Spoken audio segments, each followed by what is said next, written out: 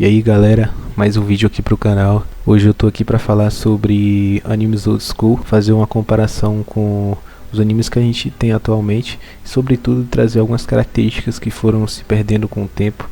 Estética, animação, roteiro, autoria foram algumas das características que se perderam ao longo da pressão da indústria que existe hoje por estar lançando cada vez mais obras que muitas das vezes é feita de uma forma genérica e sem causar nenhum tipo de impacto cultural na indústria. Enfim, quando a gente pensa em animes dos anos 80 ou 90, não tem como a gente não saltar os olhos para a animação. E não é exagero dizer que esse período foi a era de ouro da animação artesanal japonesa. Diferente de hoje, em que os softwares digitais agilizam processos e permitem a padronização, naquela época praticamente tudo era feito à mão, quadro a quadro, exigindo de cada animador não apenas habilidade técnica, mas também sensibilidade artística. Isso dava às obras uma alma que muitas das vezes sentimos faltar nas produções modernas. A imperfeição do traço, o peso do movimento, a fluidez conquistada com o esforço humano, tudo isso criava uma sensação de vida que ainda hoje impressiona. Um dos maiores exemplos que temos disso é Akira,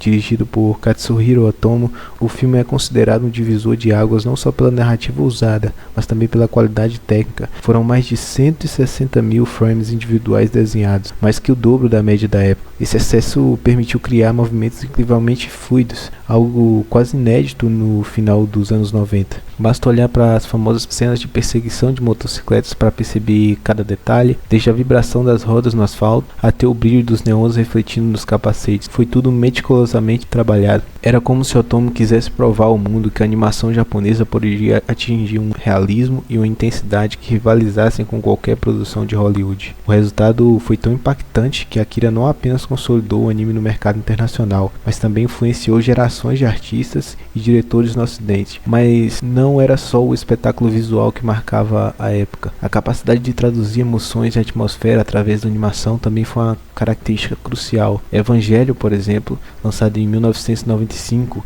e dirigido por Hideaki Anno, é um bom exemplo disso. Ao contrário de Akira, que tinha recursos inacabáveis, Anno enfrentava limitações orçamentárias sérias. No entanto, ele transformou a escassez em recurso criativo. Muitas vezes, em vez de optar pela movimentação excessiva, ele preferia congelar a tela em uma imagem estática, explorando ângulos de câmeras, silêncios e expressões faciais. Essa escolha conferiu à obra uma profundidade psicológica rara. Quando Shinji ou Asuka ficavam em silêncio, olhando para baixo, a ausência de movimento se tornava mais poderosa do que qualquer ação frenética. É como se a economia de quadros destacasse a densidade emocional dos personagens. Hoje, quando se fala em recursos limitados virando linguagem, Evangelion é um exemplo máximo. Já Cowboy Bebop, lançado em 1998, trouxe um meio termo fascinante. Shinichiro Watanabe apostou em uma fluidez quando era necessário nas lutas, nas perseguições espaciais, nos momentos de ação, mas também usava enquadramentos cinematográficos e tempos mortos para dar peso narrativo. O que chama atenção aqui é a forma como a animação dialoga diretamente com o cinema. Cada cena parecia pensada como se fosse filmada com a câmera real. Isso incluía zooms manuais, tremores, mudanças de foco e cortes inspirados no cinema ocidental. Esse cuidado transformava a animação em um híbrido entre anime e filme, algo que rompeu barreiras de linguagem da época. Já Slamdunk também merece destaque pela forma como lidava com o movimento. Ao retratar o basquete, Takehiko Inoue e a Toei Animation tinham o desafio de transmitir a velocidade e a intensidade do esporte sem recorrer ao exagero estilizado que outros animes esportivos usavam. Não havia superpoderes ou bolas de fogo, mas sim um esforço em capturar o real. O impacto da bola na tabela, o som do tênis no piso, o suor escorrendo dos jogadores, tudo isso era representado de forma quase documental. A animação, portanto, não era apenas movimento, mas também atmosfera. Um anime que caminhava em outra direção era Great Teacher Onizuka, lançado em 99. A série não tinha a pretensão de exibir sequências de ação fluidas, mas sim de explorar a expressividade. O design de Onizuka permitia exageros, caricaturas que davam força tanto à comédia quanto à drama em uma mesma cena. O personagem podia ir do traço grotesco ao realista, dependendo do tom narrativo. Por fim, eu quis trazer uma espécie de exceção aqui. Samurai Champloo, lançado em 2004, e mesmo já pertencendo ao início dos anos 2000, é um remanescente direto da tradição old school. A fluidez das lutas coreografadas, a sensação de peso dos movimentos de Jin e Mugen, a forma como a animação conseguia simular a improvisação de uma batalha real, tudo remete a algo artesanal, algo típico dos anos 90. Watanabe novamente demonstrava sua visão de que a animação não era apenas sobre enredo, mas sobre ritmo, estética, linguagem corporal. O que une todas essas obras é justamente a relação entre esforço humano e resultado artístico. A animação dos anos 80 e 90 não era apenas técnica, era expressão. Os animadores deixavam sua marca em cada frame, em cada movimento, criando algo que não carregava só história, mas também visão e sensibilidade de quem a produzia. Hoje, quando muito se fala em eficiência, pipelines digitais e padronização, olhar para trás é perceber como a limitação e o trabalho gradual geravam singularidade. Cada anime era único porque cada traço era único. Existe um outro ponto importante a ser destacado nos animes dos anos 80 e 90, que é a estética característica da época. Cores saturadas, cenários pintados em aquarela, linhas mais espessas e um charme que não existe da mesma forma na era digital. A estética desses animes não era apenas consequência da técnica disponível, mas também da visão artística de toda uma geração de animadores e diretores que enxergavam a animação como uma obra plástica quase pictória. Essa estética é tão poderosa que hoje se tornou referência nostálgica, um movimento estético por si só, influenciando desde videoclipes até movimentos musicais como Vaporwave. Um exemplo estético claro é Akira. A estética do filme não apenas definiu o cyberpunk no Japão, mas também ditou o tom do gênero no mundo inteiro. A paleta de cores vibrantes com contrastes fortes entre os neons futuristas e a sujeira decadente da Neo Tokyo criou um contraste visual que captava o espírito da obra. Um futuro ao mesmo tempo tecnológico e podre, grandioso e apocalíptico. O detalhamento dos cenários era absurdo. Cada parede grafitada, cada lâmpada de rua parecia ter uma história própria. Essa obsessão pelo detalhe não era gratuita. Otomo acreditava que a cidade era um personagem vivo e a estética precisava transmitir esse peso. Não à toa,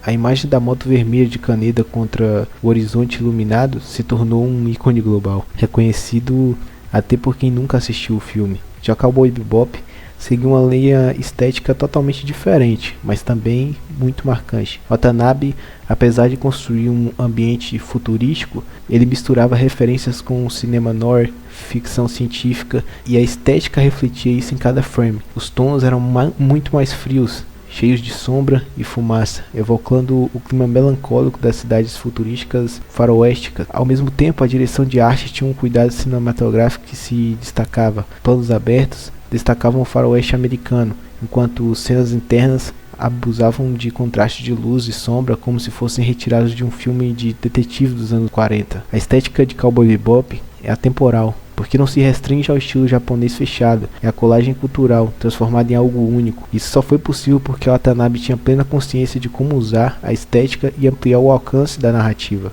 Já no caso de Evangelho, a estética dialoga diretamente com o psicológico. Diferente do colorido vibrante de Akira, Anno optou por uma paleta de cores mais sombria e metálica, refletindo a frieza tecnológica dos Evas e a opressão do ambiente militar da NERV. Os cenários subterrâneos, cheios de tons frios e verdes artificiais, transmitiam a sensação de clausuramento, como se os personagens estivessem presos não só fisicamente, mas mentalmente. Em contraste, havia os céus limpos de Tokyo Trade que pareciam ironizar a tragédia constante que caía sobre a cidade. Essa dualidade estética entre o céu aberto e as entranhas metálicas da NERV traduzia a luta interna dos personagens, algo que só um diretor como Anno, obcecado pelo simbolismo visual, poderia propor. Já por outro lado, Slamdunk apresentava um outro tipo de estética, mais cotidiana, mas não menos poderosa. A obra de Takehiko Inoue tinha como missão transmitir a energia e juventude japonesa, e isso refletia nos cenários escolares, nas ruas cheias de vida e nos ginásios de basquete. A estética era mais simples do que a grandiosidade de Akira ou a densidade de Evangelho,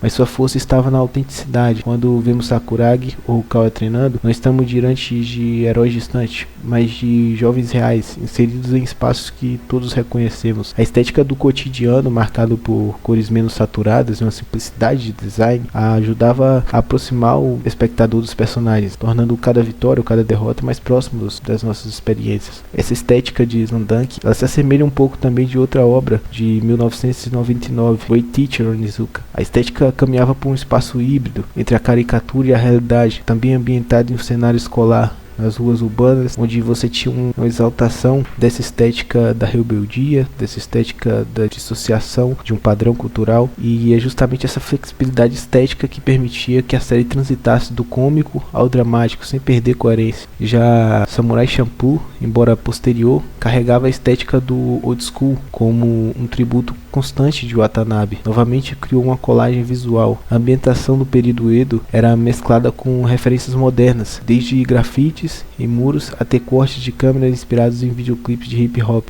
A paleta de cores era terrosa, transmitindo a rusticidade do Japão feudal, mas os enquadramentos e cortes quebravam a linearidade tradicional. A estética aqui não era apenas visual, era uma filosofia, a ideia de misturar tempos, culturas e estilos em algo novo, mas que carregava a alma artesanal dos anos 90. O mais impressionante é perceber que cada anime dessa época tinha uma estética inconfundível. Hoje, com os avanços das ferramentas digitais, há uma tendência de homogeneização dos animes. Eu trouxe aqui Samurai Champloo, que é um anime que ele já vem num cenário posterior, talvez seja o último remanescente dessa estética mais original. Eu posso estar sendo injusto aqui, esquecendo algum anime mais recente que traz uma estética singular, só que dos que eu mais curto dessa época, eu acredito que Samurai Champloo seja o último remanescente dessa estética mais original. Talvez o ponto mais importante é que as estéticas dos animes old school não buscavam ser perfeita ou polida como a de hoje. Ela carregava falhas, imperfeições de cor e até mesmo distorções dos frames, mas era exatamente isso que a tornava autêntica. Essas marcas do processo artesanal transformavam a estética em algo humano, palpável, quase tangível. Quando vemos hoje um anime daquela época, sentimos não apenas nostalgia, mas também uma presença,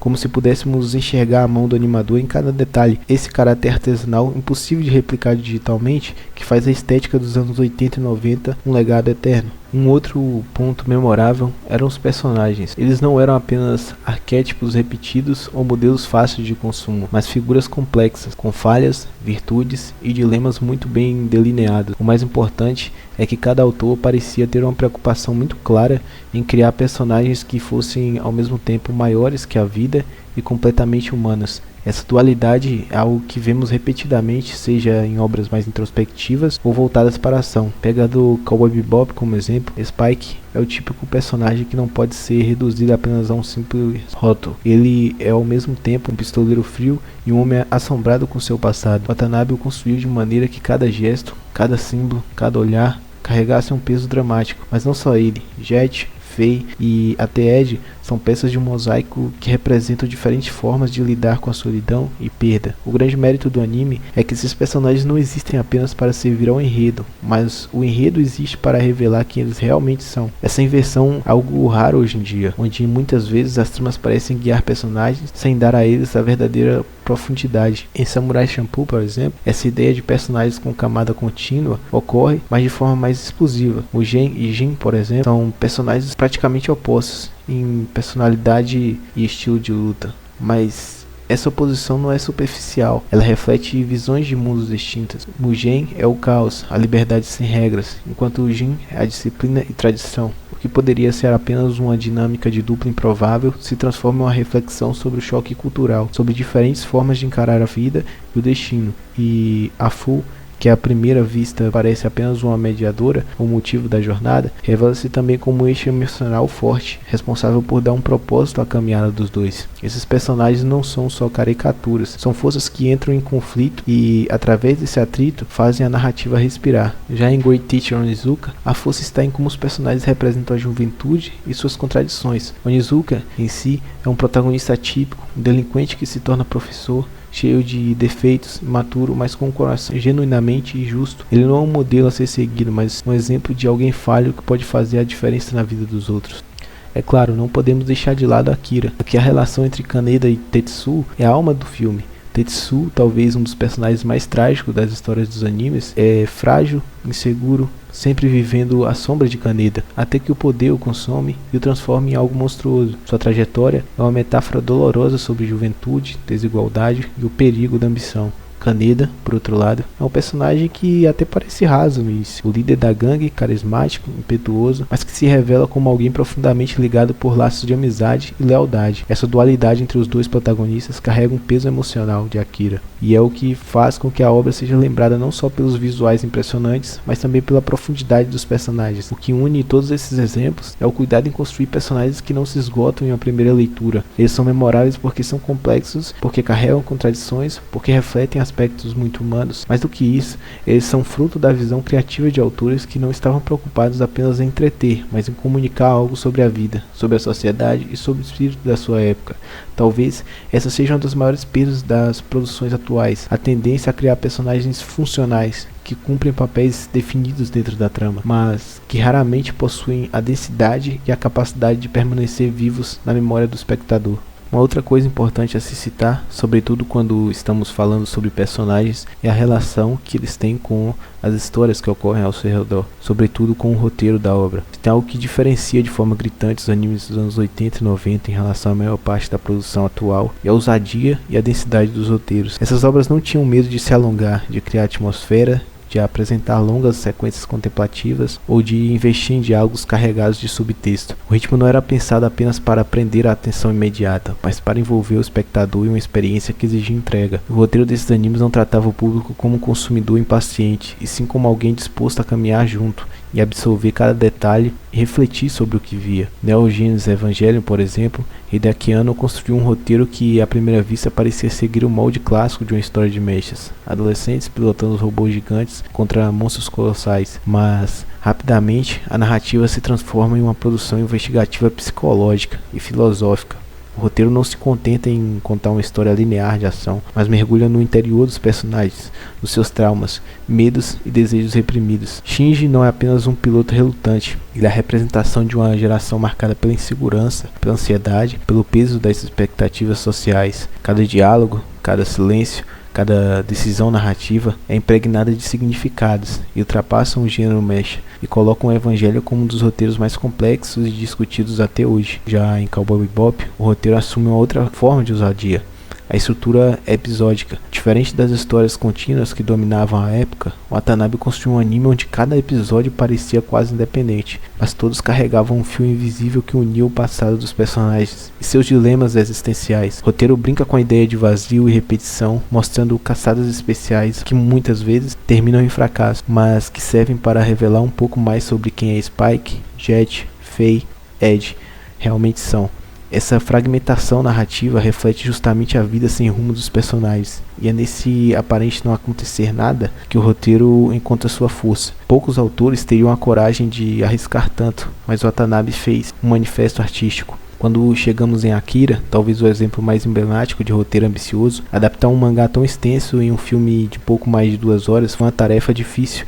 Mas Katsuhiro Otomo não tentou apenas condensar a história, ele reimaginou. O roteiro de Akira não se preocupa em explicar cada detalhe, mas aposta em imagens, em atmosfera, em uma narrativa fragmentada que espelha o próprio caos da neotópica distópica. A relação entre Kaneda e Tetsu é o eixo central, mas tudo ao redor, desde a política até a violência de gangue, serve para criar um pano de fundo que é quase um personagem em si. O roteiro é denso, inquietante e propositalmente desconfortável, como se Otomo quisesse não apenas contar uma história, mas lançar um grito sobre o futuro da humanidade e os perigos do poder descontrolado.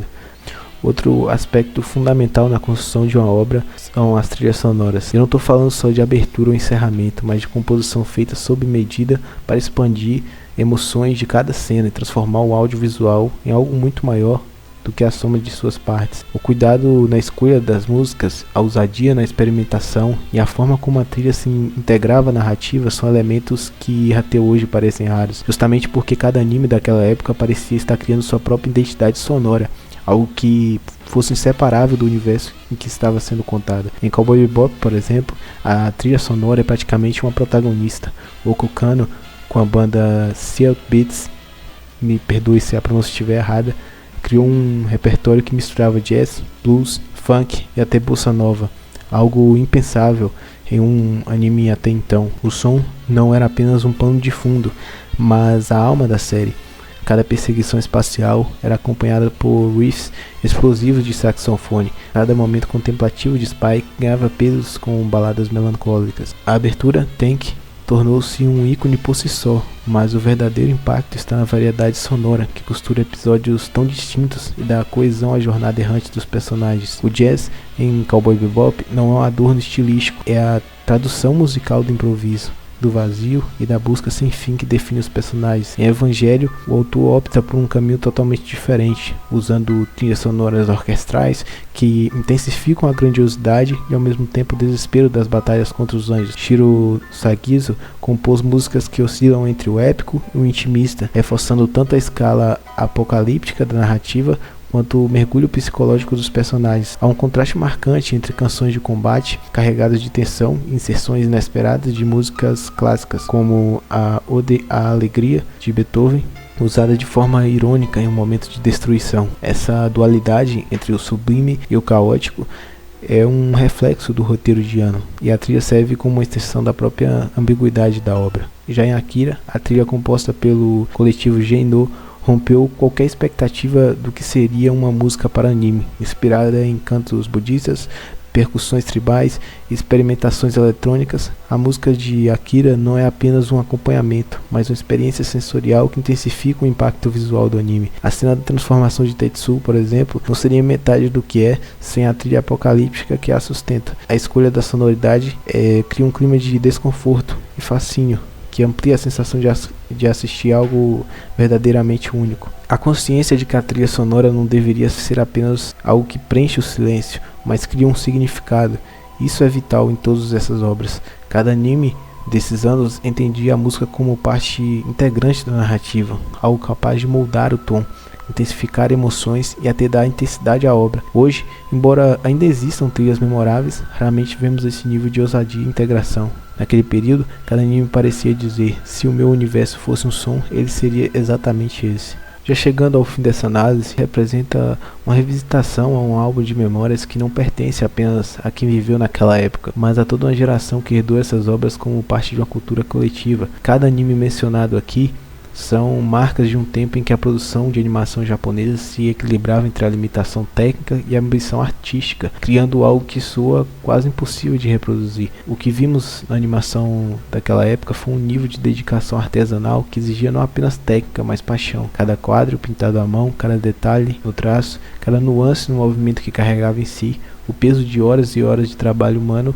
Havia falhas, claro, mas eram falhas que davam identidade, que tornava cada cena algo vivo. Em uma era onde a perfeição digital se tornou regra, há algo de profundamente humano em revisitar aquelas imperfeições que paradoxalmente parecem perfeitas. É como olhar uma pintura envelhecida pelo tempo. As marcas não apagam a beleza, mas a amplificam. Nas narrativas encontramos uma ousadia que raramente se vê hoje. Evangelion, por exemplo, não teve medo de mergulhar em simbolismos, questionamentos filosóficos e existenciais, deixando lacunas para o espectador preencher. Slandunk transformou um simples esporte em um reflexo de perseverança e das contradições da juventude japonesa.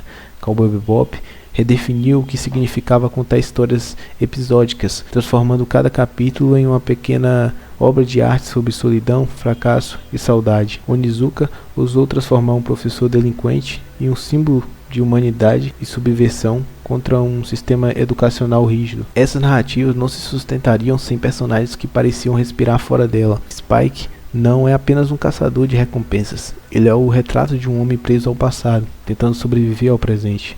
O Anamichi Sakuragi não é só um alívio cômico em Slandunk, ele é a personificação da transformação da imaturidade em ambição genuína. Onizuka não é apenas um professor excêntrico, ele é uma crítica viva à forma como a sociedade molda seus jovens. Cada um dos personagens com virtudes e falhas parecia real porque carregava uma complexidade raramente vista de forma tão consistente. É claro, não podemos esquecer as estéticas e as trilhas sonoras que talvez são os elementos imediatos que prendem o espectador. Para encerrar esse vídeo sobre esse tema e concluir essa análise, é importante reconhecer que esses animes fazem parte de algo maior, de uma formação de um olhar, de uma sensibilidade, de uma cultura que atravessou fronteiras. Eles mostraram que a animação podia ser mais do que entretenimento, podiam ser arte, filosofia, crítica social ou simplesmente poesia em movimento. E mesmo que a indústria atual caminhe em outras direções, O legado desse período continua a nos lembrar que às vezes a limitação é o que desperta a verdadeira criatividade. Portanto, ao revisitarmos essas obras, não estamos apenas falando de animes antigos, estamos falando de um capítulo essencial da história da arte contemporânea. Um capítulo que nos mostra que a beleza pode nascer da restrição, que personagens podem carregar o universo dentro de si e que uma trilha sonora pode ser tão poderosa quanto uma cena inteira. Esses animes não são apenas velhos clássicos, eles são eternos porque continuam a dialogar com quem os descobre hoje, da mesma forma intensa com que dialogaram com quem os assistiu há décadas. E talvez isso seja o mais bonito, perceber que o tempo não os desgastou, mas o tornou ainda mais valiosos. Essas são lembranças, são inspirações, são marcos. Enquanto houver quem volte a assistir esses animes, estaremos reafirmando que em algum lugar entre a melancolia, a rebeldia, a experimentação e a ousadia, um anime encontrou uma de suas formas mais puras de existir. E enfim, esse é o vídeo. Queria agradecer a vocês pela força que vocês deram no último vídeo. Ele teve, se eu não me engano, quase 8 vezes mais visualizações do que o primeiro vídeo do canal. Essa semana, se eu conseguir tempo, eu vou tentar colocar legendas em inglês naqueles 2 vídeos, ou dublagem, não sei ainda, mas vou tentar. Então, porque boa parte do público, pelo que eu analisei, que está assistindo é da gringa, e não sei porque eles quiseram dar essa força, esse feedback. E cara, eu tô muito feliz que vocês deram esse feedback legal, dicas de como eu posso melhorar aqui o canal. Enfim, e como eu falei, é só um tempo livre que eu uso aqui para falar sobre algumas coisas que eu gosto, sobre algumas opiniões que eu tenho a respeito do mundo dos animes. Enfim, e vou continuar levando o canal com essa naturalidade e falando sobre coisas que eu gosto aqui.